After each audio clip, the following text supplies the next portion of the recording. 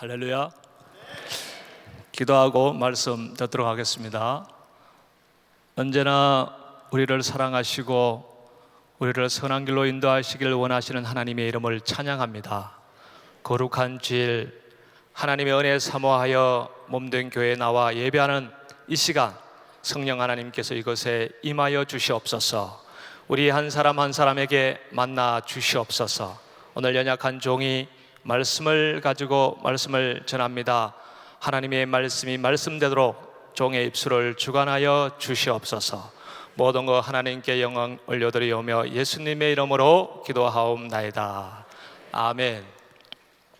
지난 20일 한국에서는 북한이 남한을 향해 포격을 하여 서로 포격 교환이 있었습니다.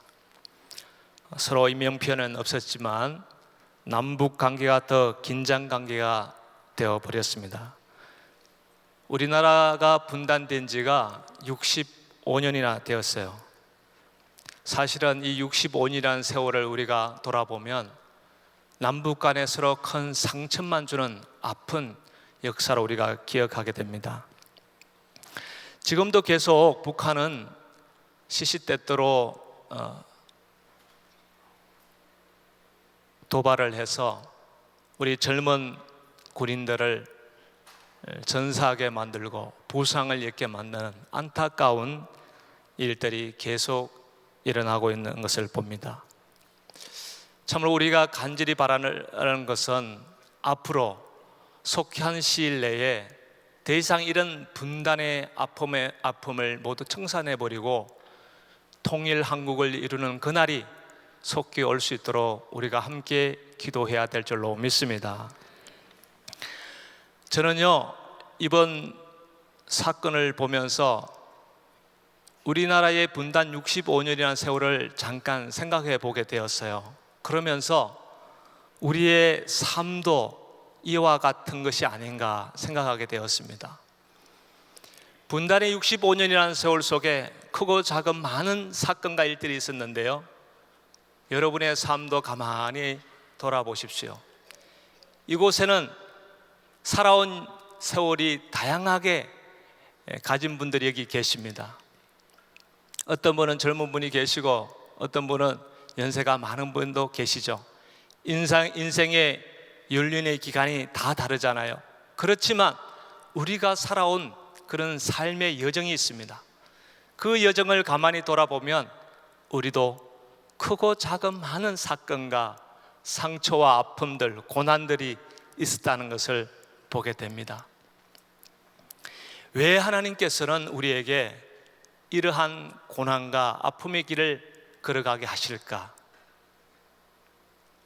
하나님을 믿으면 선한 길, 좋은 길로 가게 해야 되는데 하나님 믿어도 동일하게 끊임없이 우리에게 다가오는 이 고난의 길의 의미는 과연 무엇일까? 우리는 이 시간 이 고난이라는 이 주제를 가지고 함께 하나님의 말씀을 통해 은혜를 나누기를 원합니다.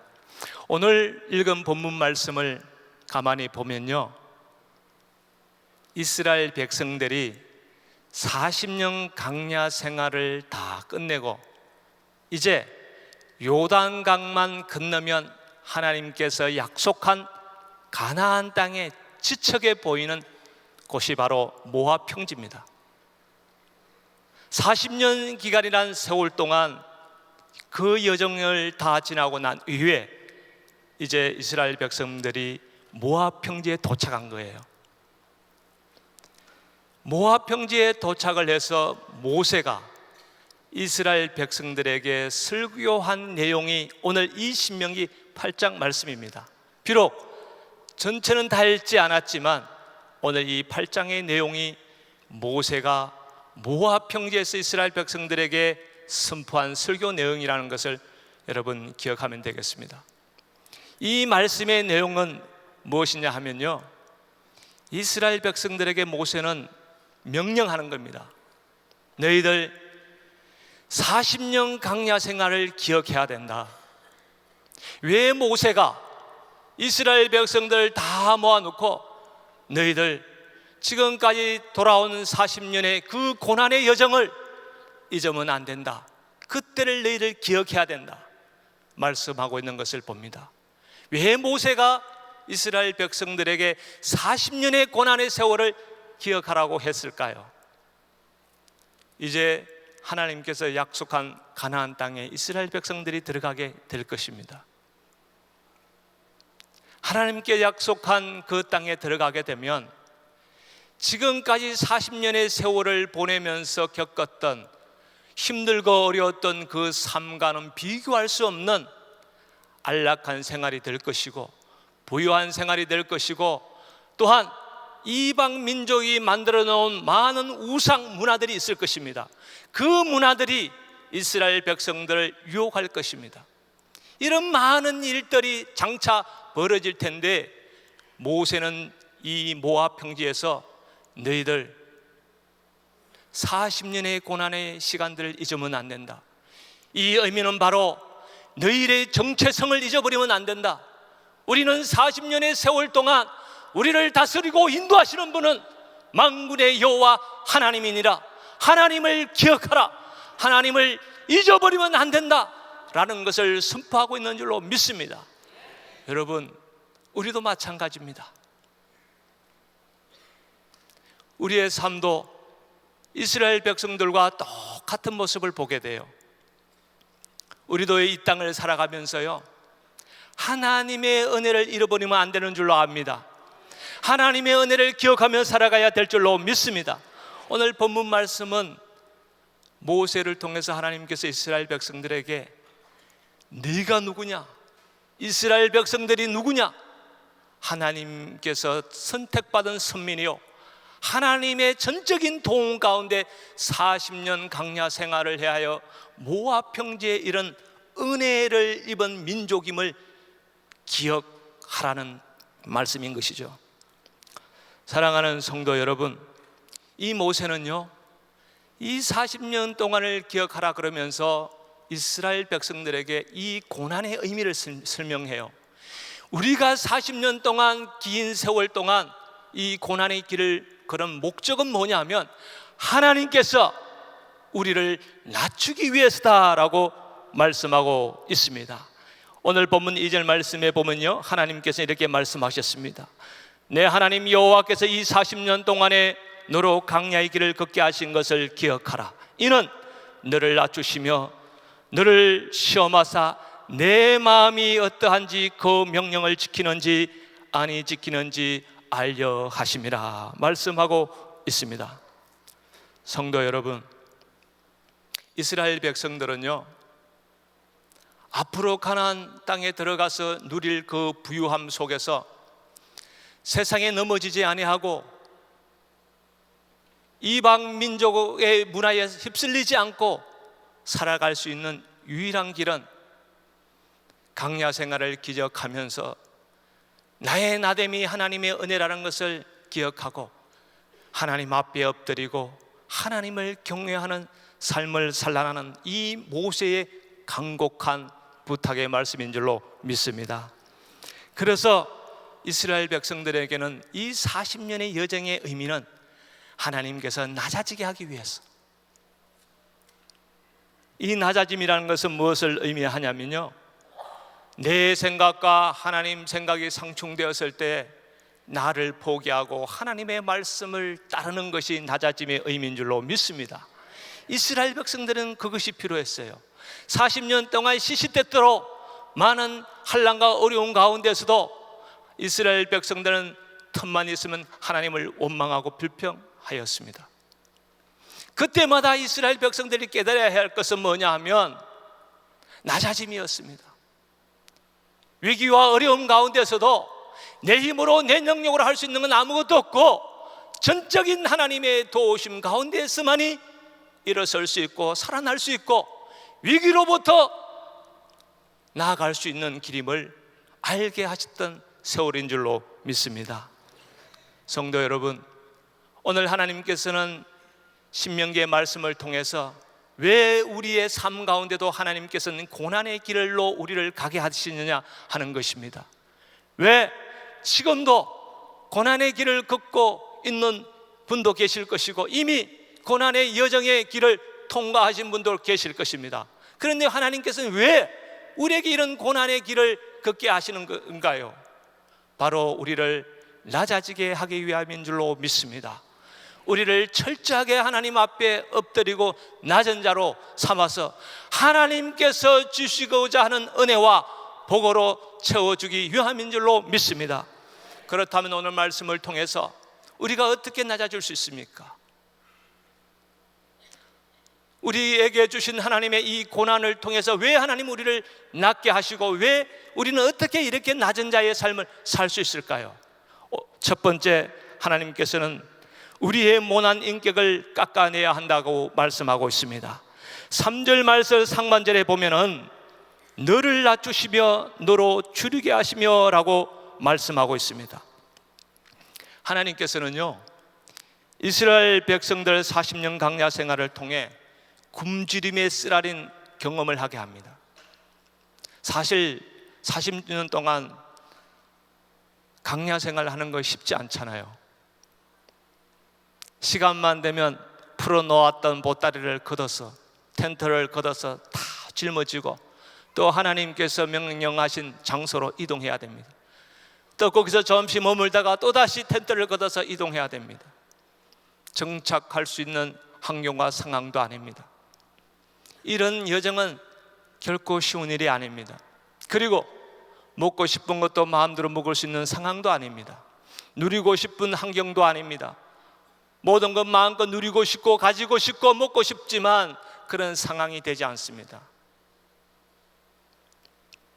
그래서 하나님은 이스라엘 백성들을 광야 생활을 통해서 철저하게 굶주림이 무엇인지, 배고픔이 무엇인지 철저하게 훈련시키는 겁니다.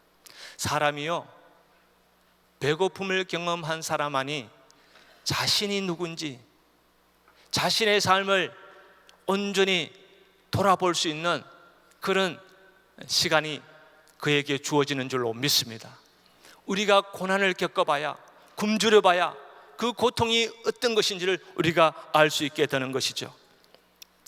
이렇게 하나님께서는 이스라엘 백성들을 철저하게 굶주림을 통해서 그들에게 부정적인 삶을 훈련시키기를 원했던 것이죠. 이스라엘 백성들은요, 애굽에서 출발해서 바란 광야에 도착했을 때 어떤 사건이 있었냐면은 민수기 13장 14장에 보면은 바란 광야에서 모세가 12명을 각 지파에서 12명을 선택하여 가나안 정탐을 하게 만듭니다. 가나안 정탐하게 만드는데 12명이 돌아와서 10명은 부정적인 보고를 하지 않습니까? 이스라엘 백성들이 가나안 땅에 들어가면 아낙 자손들이 얼마나 큰지 우리는 다 그들의 밥이고 우리는 다 죽게 될 것이다. 우리는 거기 못 들어간다. 그러니까 백성들의 반응은 통곡하면서 울면서 모세를 원망하고 하나님을 원망했어요. 이렇게 이스라엘 백성들은 위기 때마다, 힘들고 어려운 순간마다 부정적인 삶, 부정적인 그 인격을 가졌어요. 틈만 있으면 지도자들을 공격하고 하나님을 원망했습니다. 그래서 그 결과가 어떻게 됐습니까? 출애굽 1세대는요 이 모압 평지에서 다 죽습니다. 하나님의 심판을 받아서 다 죽습니다. 바란 광야에서 다 죽습니다. 지금 모압 평지에 서 있는 사람들은 누구냐면 2세대입니다. 2세들. 1세대들은 바란 광야에서 하나님의 말씀을 불순종해가지고 광야에서 다 죽게 됩니다. 이렇게 이스라엘 백성들은 부정적인 인격을 소유한 사람들이에요. 그래서 하나님은 이 40년 여정을 통해서 이 부정적인 인격을 가진 이스라엘 백성들을 긍정적인 사람으로, 하나님을 경외하고 하나님의 신뢰하는 사람으로 만들기 위한 과정인 줄로 믿습니다. 여러분, 우리에게도요 똑같아요. 하나님께서 왜 우리에게 고난을 주신 줄 아십니까? 왜 하나님께서 우리에게 이런 힘들고 어려운 상황을 주님께서 인도해 주시는 것은 주신지 아십니까? 그것은 바로 우리의 모난 인격을 다듬어서 하나님의 그릇으로 세우기 위함인 줄로 믿으시기 바랍니다. 우리가 살아가다 보면요 여러 가지 사람들의 형태가 있는데요, 여러분들의 삶 가운데 가정에서나 교회에서나 사회 속에서 인간관계에 있어서 자꾸 부딪히는 사람이 있을 것입니다. 많은 사람들과 자꾸 부딪히는 사람은 이미 그 사람에게 인격에 문제가 있어요. 부정하기 싫어도 여러분 인정하셔야 됩니다. 가정에서도요, 가장 가까워할 아내하고 자꾸 부딪히는 부부가 있다면요, 그 두 사람 중에 무슨 인격에 문제가 있어요. 그리고 교회 와서도 우리가 같이 공동체 사회 갈 때 자꾸 부딪히는 사람이 있어요. 그 사람에게 분명히 인격에 문제가 있습니다.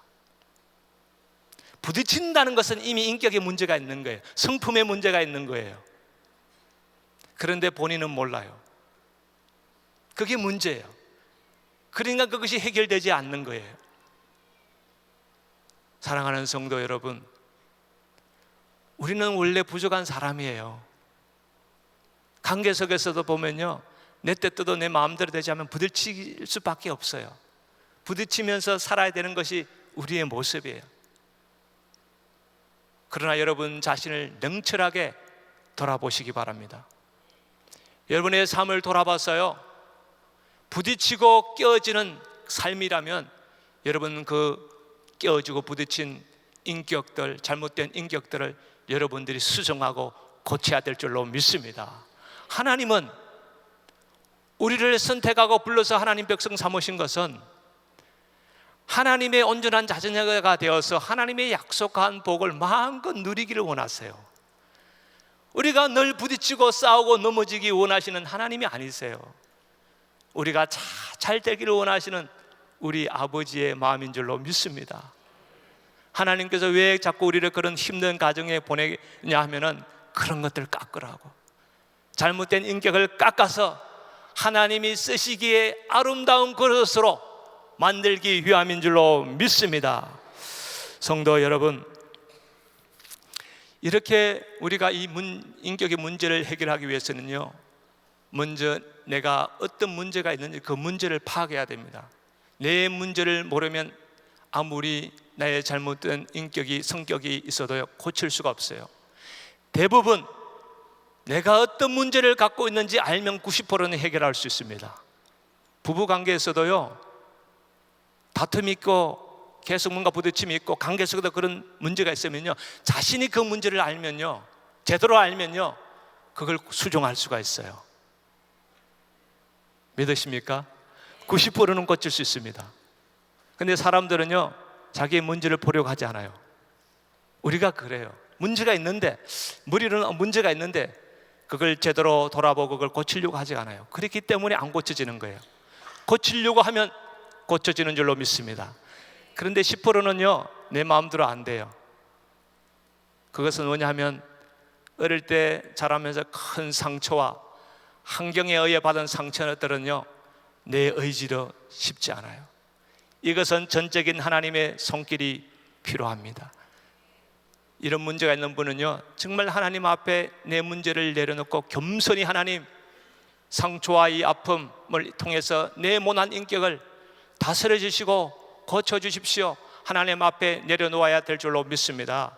그럴 때 하나님의 그 십자가의 보혈의 사랑으로 고쳐지고 우리를 싸매 주시고 우리의 상처난 마음을 회복시켜 주시는 하나님의 은혜가 있는 줄로 믿습니다. 사실 저도요, 성격 장애가 있었던 사람이에요. 그렇게 안 보이죠? 저도 몰랐어요. 저는 온순하고 착하고 정직하고 성실하고 얼굴 잘생겼고 모든 일에 탁월한 사람이 아니었는가, 늘 그렇게 살아왔습니다. 그런데 제가 드디어 결혼을 했습니다. 혼자 있을 때는 몰랐는데 결혼을 하니까 나에게 성격 장애가 있구나, 그것을 느낀 거예요. 결혼을 함으로써. 왜 그런가 하니요, 아내하고 대화하다가 아내가 저의 약점과 제 자존심을 쫙 찌르면요, 내 속에서 어떤 분노 같은 것이 끌어올라와 가지고 아내를 향해서 내 의지와는 관계없이 총알 같은 따발총으로 다다다다닥 싸면서 상처를 주는 말을 막 내뱉는 거예요. 이것이 매일 있었으면 저는 이미 이혼 당했을 겁니다. 근데 이것이 매일 일어나는 것이 아니고 가끔씩 아내가 그렇게 공격해 올 때 내 속에서 분노가 치밀어 오르는 겁니다. 그런데 가만히 생각하니까, 아니 하나님, 나에게 왜 이런 현상이 나타나죠? 저는 하나님 앞에 그때 엎드려서 가만히 생각했습니다. 하나님, 나에게 무슨 문제가 있는 것입니까? 아내가 저런 말을 했는데 내가 왜 분노하죠? 제 자신을 성찰하고 하나님 앞에서 내 자신을 돌아봤을 때요, 제가 어릴 때 아버지한테 상처받은 게 생각이 나는 거예요. 아버지로부터 그 상처가 완전히 해결되지 아니하고 내 속에 잠재되어 있었던 거예요. 결정적인 순간이 가면 그것이 분노로서 폭발하는 건 예상 가운데, 그것을 알고 저는 하나님 앞에 엎드렸습니다. 하나님, 사실 우리 아버지가 좀 못되신 분이었었어요. 저 어릴 때 기억은 저희 아버지는 늘 술 드시고 우리 집에서 대장 되시고 우리는 쫄병으로서 나를 따르라 하면 우리는 어림없이 예 따라야 되는 정말 무서운 분이었습니다. 그분에게 늘 불만이 있고 불평이 있었고 늘 안 좋은 관계 속에서 저도 자랐죠. 그런데 어느 순간 그건 다 해결됐다고 생각했는데 아니었습니다. 주님 앞에서 철저히 하나님, 십자가의 보혈과 십자가의 사랑으로 아버지를 향한 분노의 마음, 아버지를 원망했던 마음 치료하시고 회복시켜 주십시오. 하나님 앞에 기도했을 때 하나님께서 저에게 눈물을 주시고 마음에 그 영혼을 향한 불쌍한 마음을 주시고 아버지를 향한 용서와 사랑의 마음을 주셨습니다. 이것이 해결되니까요, 이제는 조금 더 좋아졌어요. 아내와의 관계 속에서 아내가 조금 찔러도요, 이제 좀 여유가 생겼어요. 예전 같으면 저도 분노가 치밀었을 텐데 이제는 그렇지 않아요. 그것을 수용할 수 있고 이해할 수 있고 좀 더 슬기로운 모습으로 대처할 수 있는 능력이 생겼어요. 할렐루야. 여러분, 우리에게는 누구에게나 성격 부분에 있어서 잘못된 부분이 있습니다. 그 부분들 여러분 인정하시고 그런 것들 고쳐나가고 다듬어 나갈 때에 하나님과 관계에서나 사람들의 관계에서도 원만한 관계로 하나님께 영광 돌릴 수 있는 삶이 될 줄로 믿습니다. 여러분, 제가 보세요, 우리 교회 정원에서 주선 돌입니다. 이 돌이 어떻게 생겼어요? 뾰족하게 생겼죠? 이 뾰족한 돌로 제 손등에다 그으면 어떻게 될까요? 피가 나고 상처가 날 것입니다. 그런데 이 돌멩이를 보십시오. 이 돌멩이는 둥글어요. 아주 매끄러워요. 제 손등에다 비비면 촉감이 아주 좋고 상처가 나지 않습니다. 여러분, 이 둥근 돌멩이도 이 사람이 아니네요. 이 돌멩이의 본 모습이 어떤 모습이냐 하면 못돼 먹은 이 모난 돌멩이 모습이었어요. 이 모난 돌멩이가 시냇가에 오랜 세월 동안 시냇물을 흐르고 흘리면서 이리 둥글고 저리 둥글면서 깎이고 깎여서 이렇게 아름다운 조약돌로 된 줄로 믿습니다. 사랑하는 성도 여러분, 우리 삶도요, 모난 인격, 모난 성격 깎아내고 깎아내서 하나님 쓰시기에 아름다운 조약돌 같은 신실한 건강한 신앙의 사람들로 세워지는 여러분 삶 되시기를 축복합니다. 두 번째로 하나님께서는 우리를 어떻게 낮추냐 하면요, 순종의 삶을 배우게 하시는 거예요. 고난을 통해서요, 우리를 낮아지게 하는데 그 고난의 삶을 통해서 우리를 하나님 앞에 순종하게 만들기 위함인 줄로 믿습니다. 2절 말씀, 하반절 말씀은 이렇게 하나님께서 말씀하세요. 너를 시험하사 내 마음이 어떠한지 그 명령을 지키는지 아니 지키는지 알려 하심이라. 아멘. 하나님께서는 우리의 고난의 여정을 통해서요, 우리에게 순종을 가르치세요. 여러분, 고난 가운데 있습니까? 지금 어려운 상황 속에 놓여 있습니까? 하나님께서 여러분을 미워해서가 그런 상황에 내모는 것이 아닙니다. 그 과정을 통해서 여러분들에게 더욱 순종의 사람으로 만들기 위한 가정임을 믿으시기 바랍니다. 하나님께서는 이렇게 우리를 순종의 사람으로 만들어서 하나님이 언약하고 하나님의 약속한 수많은 복과 은혜를 마음껏 주시기 위해 우리에게 이런 순종을 요구하는 것입니다. 요한복음, 신약성경 요한복음 21장에 보면요, 어떤 이야기가 나오냐 하면요, 예수님의 제자들이 이야기가 나오는데요, 예수님의 제자들이 예수님이 십자가에 못 박혀 돌아가시고 난 이후에 고향으로 다 돌아옵니다. 고향이 어디냐 하면은 갈릴리 바닷가. 제가 왜 이렇게 갈릴리 바다를 좋아하냐면요, 제 고향이 바다입니다. 그래서 제가 갈릴리 바다만 나오면 그냥 기분이 좋아요. 이 갈릴리 바다에 돌아왔어요, 제자들이. 그날 밤도 어김없이 베드로 중심으로 제자들이요, 고기 잡으러 갈릴리 바다에 나갔습니다. 밤새도록 그물을 던지고 고기를 잡았는데, 고기를 잡았을까 못 잡았을까요? 한 마리도 못 잡았어요. 한 마리도 못 잡고 육신이 피곤하고 지쳐서 새벽이 동이틀쯤 되어서 이제 배를 항구로 돌아옵니다. 돌아올 그쯤에 어디선가 들려오는 소리가 있었죠. 부활하신 예수님이 그곳에 찾아오셨습니다. 베드로에게, 베드로야, 내 오른편에 그물을 던져보아라. 베드로에게 말씀하셨어요. 이 베드로는요, 수십 년을 뱃일을 하신 사람입니다. 전문가입니다. 고기 잡는 데는 전문가예요. 저희 아버지가 어부였는데요, 저희 아버지가 고기 잡는 데 전문가였어요. 이 전문가인 이 베드로가 고기를 제대로 잡아보지 못한 어떤 분이 오셔가지고 오른편에 그물을 던지라고 그러니까 말이 되는 얘기입니까? 밤새도록 그곳에 그물을 던져봤어요. 고기가 없었어요. 주님, 제가 거기 그물 던져봤습니다. 던져봤는데 고기가 한 마리도 못 잡았어요. 헛수고하지 말고 그냥 오늘은 실례합니다. 베드로는 이렇게 고백할 수 있었습니다. 그런데요, 베드로는요, 주님의 말씀을 의지하여 피곤하고 힘들었지만 다시 노를 젓고 가서 그물을 던졌을 때 거기에 많은 고기들이 잡힌 줄로 믿습니다. 할렐루야. 여러분, 우리는요, 비합리적이고 비이성적인 것들이면 우리는 수용하지 않고요, 하나님 말씀 거부해요. 따르지 않으려고 그래요. 내 생각과 내 뜻과 맞지 않고 일치하지 않으면 우리는 하나님의 말씀 앞에 온전히 서지 않으려고 그래요. 불순종하려고 그래요. 주님, 그것은 내가 할 일이 아닙니다. 그것은 다른 사람에게 맡기십시오. 저는 그것은 할 수 없습니다.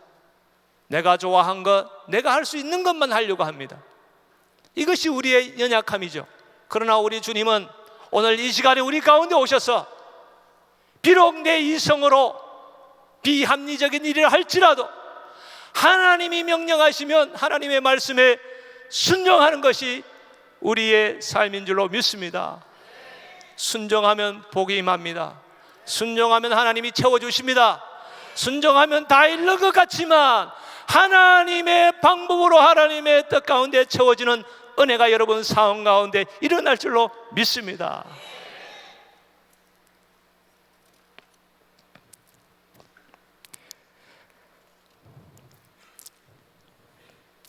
그래서 신명기 8장 1절 말씀에서는요, 주님께서 이렇게 우리에게 약속해 주셨어요. 우리에게 이렇게 소망의 말씀을 주셨습니다. 내가 오늘날 명하는 모든 명령을 너희는 지켜 행하라. 그리하면 너희가 살고 번성하고 여호와께서 너희의 열조에게 맹세하신 땅에 들어가서 그것을 얻으리라. 아멘. 이 말씀이 여러분 삶 가운데 나타나시기를 축복합니다. 세 번째로 하나님께서 우리에게 주시는 교훈은 고난을 통해서 우리를 낮아지게 하기 위해서 자기 부인의 삶을 살라고 말씀하십니다. 신명기 8장 17절 말씀에는 주님께서 이렇게 말씀하십니다. 또 두렵건대 내가 마음에 이르기를 내 능과 내 손의 힘으로 내가 이 재물을 얻었다 할까 하노라고 말씀하고 있습니다. 모세는요, 이스라엘 백성들이 하나님께서 약속한 그 부요한 땅, 젖과 꿀이 흐르는 가나안 땅에 들어가면 하나님이 약속했거든요. 부유할 것이다. 거기서 하나님의 복이 임할 것이다. 모세는 그 말씀을 믿었습니다. 비록 이루어지진 않았지만 모세는 그 말씀을 믿고 있는 거예요.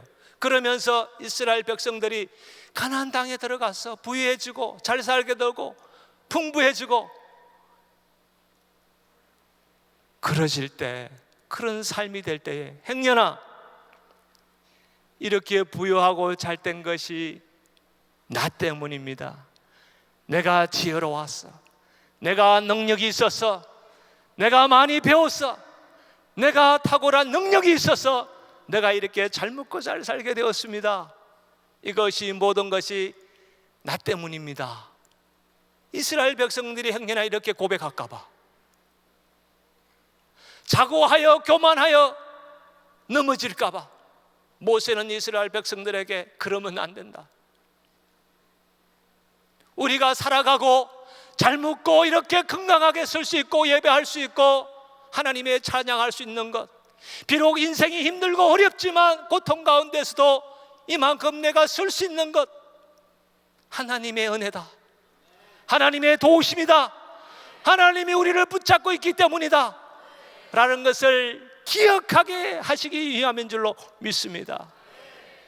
우리는 하나님 앞에 한없이 낮아지는 존재가 되어야 될 줄로 믿습니다. 우리는 분도 맡아 못한 존재입니다. 문제와 같은 존재입니다. 훅 불면 사라질 존재입니다. 그런데 하나님께서 하나뿐인 독생자 아들을 십자가에 죽기까지 내어주고 우리를 선택하고 하나님의 선민으로, 하나님의 백성으로 삼아준 줄로 믿습니다. 이것을 우리는 잃어버리면 안 된다는 것이에요. 어떠한 환경과 어떠한 상황 속에서 특히 내가 부유해지고 내가 형통하고 내가 잘 나갈 때에 더욱 하나님 앞에 낮아지고 엎드리는 삶이 되어야 될 줄로 믿습니다. 그것이 복이요, 그것이 하나님의 함께하고 도와주는 은혜가 있는 줄로 믿습니다. 그래서 우리 주님은요, 마태복음 16장 24절에서 우리에게 이렇게 명령하고 있습니다. 우리 다 같이 한번 읽어보겠습니다. 시작. 이에 예수께서 제자들에게 이르시되 아무든지 나를 따라오려거든 자기를 부인하고 자기 십자가를 지고 나를 쫓을 것이니라. 아멘. 여러분, 어떤 사람이 복된 사람인지 아세요? 하나님 앞에 나를 포기하는 사람, 그 사람이 복된 사람입니다. 왜냐하면요, 하나님 앞에 우리가 포기하면요, 하나님이 채워주세요. 할렐루야. 하나님이 갚아주세요. 할렐루야. 하나님이 우리를 이끌어주세요. 우리를 높이 들어주세요. 하나님이 하십니다. 하나님이 하시면 모든 것을 이룰 줄로 믿습니다. 제가 청년 시절에요, 직장에 갔다가 집에 돌아오면서 갑자기 입에서 각혈을 하며 피를 토하며 쓰러진 적이 있습니다. 그때 제가 피가 입에서 쏟아지는데 피가 멈추지 않는 거예요. 제 어머니가 너무 놀라서 수건으로 입을 틀어막았는데 수건이 물에 적셨던 것처럼 피가 그렇게 흘러도 멈추지 않는 거예요. 수건을 하나를 다 틀어막아도 안 되고 또 다른 수건을 가서 입을 틀어막아도 피가 계속 쏟아지는 거예요. 여러분 생각해 보십시오. 피가 아니고 피가 쏟아지니까요, 사람이 정신이 혼미해지는 거예요. 정신이 점점 희미해지더라고요. 쓰러져 가는 거예요. 그때 제 어머니 부랴부랴 옆에 있는 아저씨의 차를 불러서 저를 싣고 병원으로 달려가기 시작했습니다. 저는 차에서 실려가면서 그 피를 흐르면서요, 이렇게 내가 죽는구나, 그러면서 갑자기 회개가 나오더라고요.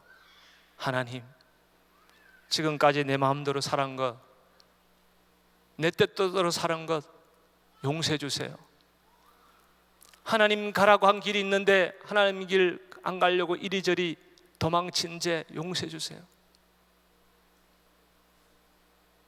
주님, 한 번만 기회를 더 주세요. 그러면 순종하겠습니다.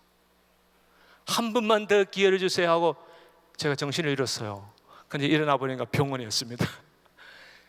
그런데 의사의 진단은 폐결핵 3기 폐결핵, 아주 안 좋은 병은 폐결핵 3기라는 진단이 내렸어요. 어쨌든 하나님 살려주셨습니다. 그리고 하나님께서 제가 계속 기도하게 만들었는데요, 기도의 능력으로 그 모든 병을 하나님께 치료해 주셨습니다. 할렐루야. 이 병은요, 약을 먹어야 낫는 병이에요. 그런데요, 저는 약을 먹지 않고 하나님이 치료해 주셨어요. 하나님의 놀라운 은혜죠. 제가 그때 그 죽어가면서 하나님 앞에 고백했던 것, 순종하겠습니다 한 건 무엇인지 아십니까? 이 목회의 길이었습니다. 제가 일 안 하려고 얼마나 도망갔는지 몰라요. 너무 부담스럽고 힘들어가지고 하나님 나 안 갈래요. 고등학교 2학년 때 하나님께 부름 받았는데요, 계속 도망다닌 거예요. 하나님, 저는 돈 잘 벌고 사업 좀 해서 돈 벌어서 교회도 짓고 훌륭한 교회 장로가 되어서 교회를 좀 열심히 섬길게요. 제발 이 길만큼은 저걸 좀 빼주세요. 요래 피하고 저래 피했는데 그날 밤에, 그날에 하나님께서는 저를 완전히 깨뜨려 버린 거예요. 완전 나를 부정하게 만들고 나를 낮추게 만들어서 하나님께 전적으로 순종할 수 있도록 인도하신 줄로 믿습니다. 사랑하는 성도 여러분, 하나님께서 왜 우리에게 이런 많은 시련과 어려움들을 주겠습니까?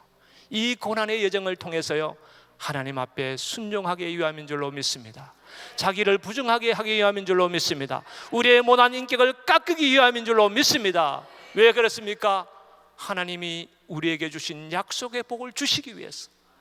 준비된 자만이 하나님의 약속한 언약과 복을 누릴 수 있기 때문에 우리를 준비시키는 과정임을 믿으시기 바랍니다. 그래서요, 여러분 고난이 있으면요, 그 고난을 회피하지 마세요. 축복의 과정임을 믿고요, 성실하게 그 고난의 길을 뚫고 가세요. 힘들면 힘들다고 하나님 앞에 나가 납작 엎드리고 하나님 너무 힘들어요, 도와주세요, 이 길 극복할 수 있도록 지혜 주세요, 하나님 앞에 엎드리세요. 그리고 성실하게 그 고난을 담당하십시오. 비겁하게 도망가고 비겁하게 그 일을 회피하려고 하지 마십시오. 그러면 그것이 해결되지 않습니다. 또 다른 고난이 기다려요. 한번 고난이 왔을 때 고난을 정확하게 파악하고 그것을 뚫고 나가서 그 시험에 통과해서 하나님 주시는 은혜와 복을 마음껏 누려서 주님의 사랑을 나누고 많은 사람들에게 선한 그리스도의 영향을 끼칠 수 있는 복된 삶이 다 되시기를 축원합니다. 하나님께서 마지막으로 우리에게 이렇게 말씀하셨습니다. 마침내 내게 복을 주려 하심이었느니라. 기도하겠습니다.